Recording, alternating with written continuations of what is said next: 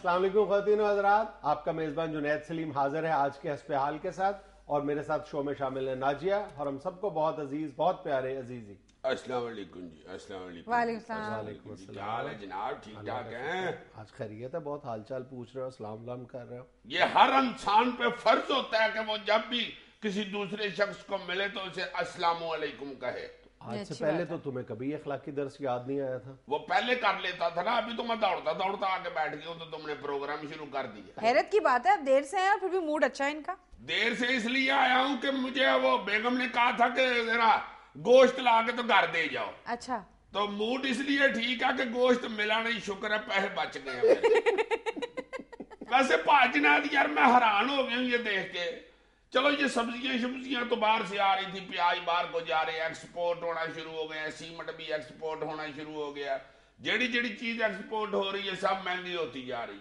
और यार मैंने सुना है गोश्त भी एक्सपोर्ट हो रहा है। पाकिस्तान के अंदर जरूरियात पूरी नहीं हो रही गोश्त की और हम एक्सपोर्ट करने चले तड़ातड़। एक गैलप सर्वे के मुताबिक 52% लोगों ने इस ख्वाहिश का इजहार किया है कि अगर गोश्त की कीमतें कम हो जाए और उनके जराए आमदन बढ़ जाए तो वो गोश्त खाना पसंद फरमाएंगे, यानी अपनी खुराक का हिस्सा बना सकते हैं। बड़ा पसंद करते हैं पाकिस्तानी गोश्त खाना। जो अल्लाह माफ करे मेरे वर्गे बेचारे जो नहीं खरीद सकते वो तो टेस्ट के तौर पे किसी को खाता देख के भी खुश हो जाते हैं। लेकिन फिर भी इसके बावजूद तुम अंदाजा लगाओ कि पाकिस्तान जो है वो दुनिया में सबसे ज्यादा गोश्त खोर मुल्क के तौर पे मशहूर है, जहाँ पे गोश्त की सबसे ज्यादा कंजम्पशन है। हाँ, महंगा होने के बावजूद। हाँ, महंगा होने के बावजूद यही मसला है ना कि कुछ मखसूस लोग बहुत ज्यादा इस्तेमाल कर रहे हैं।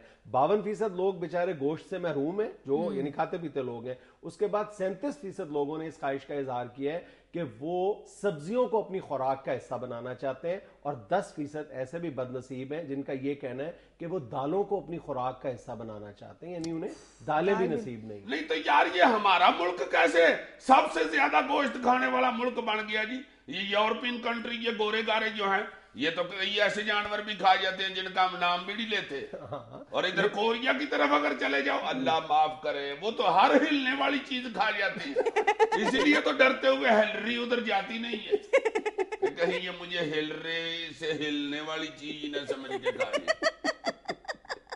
नहीं, हम में और उनमें फर्क यही है ना कि वहां पर भी गोश्त की बढ़ती हुई कंजम्पशन से वो लोग भी परेशान हैं, लेकिन वो इसके कोई ना कोई तदारुक की सोच रहे हैं। अपनी जो मीट हिटिंग हैबिट्स हैं उनको भी कम कर रहे हैं, और दूसरी तरफ वो अपने इस तरह के जराए तलाश कर रहे हैं जिससे गोश्त की पैदावार बढ़ाई जा सके। और उन्हीं जराए में से एक ये जो है इन विट्रो मीट जिसको कहा जा रहा है कि मसनूई तौर पर गोश्त जो है वो, एक तो होता है ना आप भेड़ बकरी मुर्गी पालते हैं, अब ये नया कॉन्सेप्ट है कि गोश्त आप उगा भी सकेंगे, गोश्त उगा करेगा। हाँ, पर कैसे सर? ये मेरा ख्याल है बाजार से कसाई से पावे लेके ना बकरे के, तो वो कलम के तौर पे गमले में लगाया और कुछ दिनों बाद बकरा तैयार है ना। पानी शानी दे, खाद खूद लगाए, ऊपर आप बकरा पुंगर आएगा, दरख्त लग जाएगा बकरे का।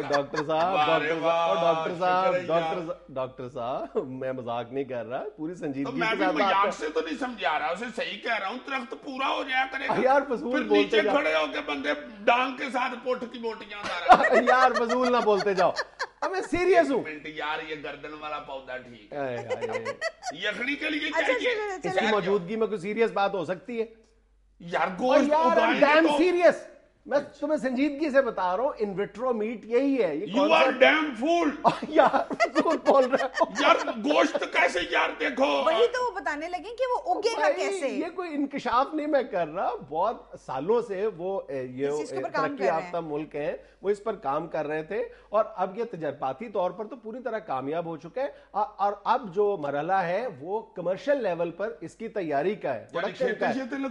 ये लैटिन वर्ड है in vitro. In vitro means कि इन ग्लास, यानी टेस्ट ट्यूब। ला भाई मैं समझ गया हूँ। होए गोरा बड़ा अक्लमंद है, उसने पता है क्या करना है। ये जो गोश्त की फसलें उगानी है ना, तुम देखना, एक बूटा गोश्त का दूजा करेलों का, एक बूटा गोश्त का दूजा करेले का, एक बूटा गोश्त का दूजा करेले का, ऊपर नमक मिर्च छिड़क छुड़क के उसने ऊपर ट्रैक्टर चलाना है तो हांडी तैयार हो जाएगी, सारा पेट खाओ बैठ के। यार मैं बहुत सीरियस तुम्हें बता रहा हूँ, विट्रो मीट ये है कि जो भी आप जिस जानवर के जिस हिस्से का आपको पसंद है गोश्त, मतलब अगर आप चिकन के ब्रेस्ट का या लेग पीस खाना चाहते हैं تو وہ یہ ہے کہ آپ اس کا ٹیشو لیتے ہیں, ٹیشو کے سیلز لیتے ہیں, اس کو پروٹین کے ساتھ مکس کرتے ہیں اور وہ گوشت آپ لیبز میں تیار کرتے ہیں. اور اب وہ مرحلہ ہے کہ لیبز کے بعد کمرشل سکیل پر اس کی تیاری کا آغاز ہو رہا ہے. پوری دنیا میں 2-3 کنسورشیمز جو ہیں وہ اس کی تیاری کا آغاز کرنے والے ہیں. ڈچ گورنمنٹ بھی اس کی منظوری دے چکی ہے اور امریکہ میں بھی 2-3 اس طرح کے پروجیکٹس ہیں جو فائنل سٹیج پہ ہیں. آپ کے لیے بیج ہی ٹھیک ہے عزیزی صاحب.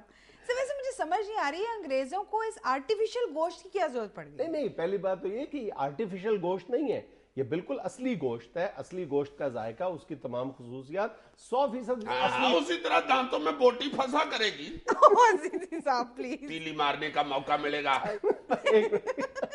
نہیں, وہاں کے جو سائنٹسٹ ہیں اس گوشت کے جو حق میں دلائل دے رہے ہیں, سب سے پہلی بات تو یہ ہے کہ وہ اس کی جو بڑھتی ہوئی کنزمپشن ہے, ڈیمانڈ ہے, اس کو پورا کرنے میں وہ کامیاب ہو جائیں گے. ظاہر ہے لارج سکیل پر اس کی وہ کنزمپشن پروڈکشن کر سکیں گے.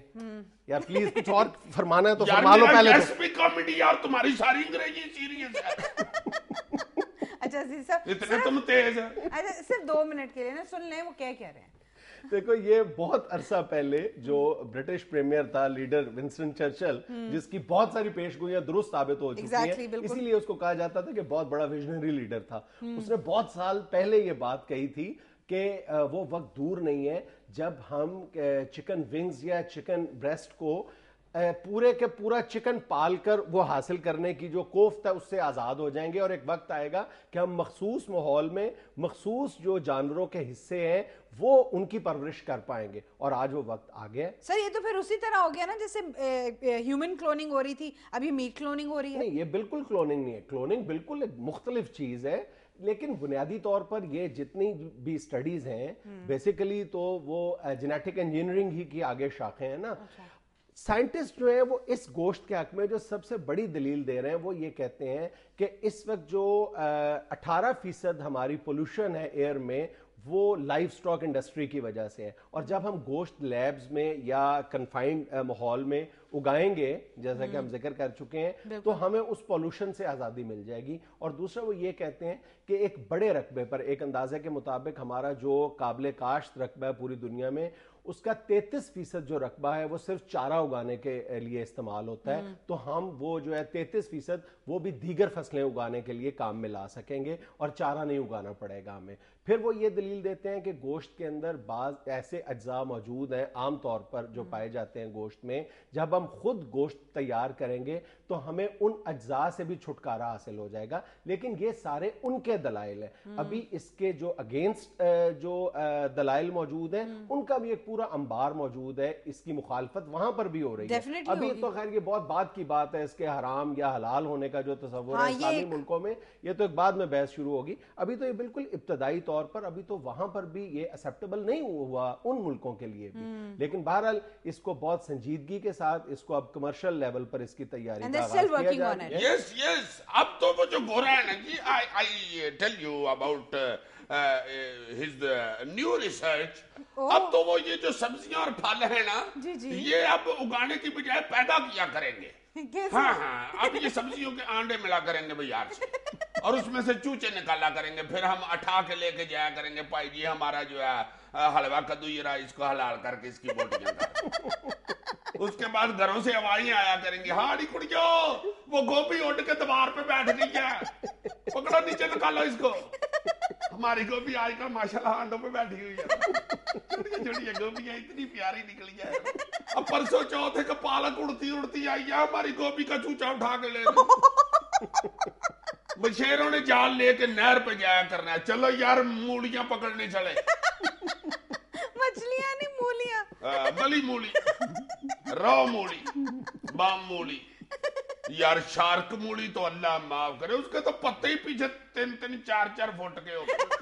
یہ تم سارا میری باتوں کا مذاق اڑا رہے ہو. یار میں یاد کیوں اڑا رہا ہوں بھائی, اگر تم گوشت اگا سکتے ہو تو ہم گوبھی کے آنڈے نہیں کٹا سکتے. میں گوشت اگا رہا یار, یہ تو سائنٹسٹ وہاں کے اگا رہے ہیں. تو بس پھر یہ پھل پھول یہ وہ بھی جو ہے یہ پیدا ہوا کریں گے, اگاڑی کریں گے.